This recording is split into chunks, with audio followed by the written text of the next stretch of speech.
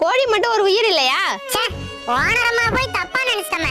கோழியோட ஒரு ரக்க போனாலும் என் மனசு துக்கமாயிடுயா. நம்ம மேல இவ்வளவு பாசம் வச்சிருக்காரா?